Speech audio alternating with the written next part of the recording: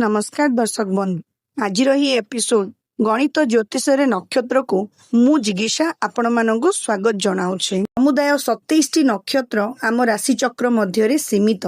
27 T नक्षत्र हेले अश्विनी, द्विजा, कृतिका, रोहिणी, मृगशिरा, आद्रा, पुनर्वसु, पुष्या, अश्लेषा, मघा, पूर्व फाल्गुनी, उत्तर फाल्गुनी, हस्ता, चित्रा, स्वाति, विशाखा, अनुराधा, ज्येष्ठा, मूला, पूर्वाषाढ़ा, उत्तराषाढ़ा, श्रावणा, धनिष्ठा, शतभिषा, पूर्व भाद्र, उत्तर भाद्र और रेवती।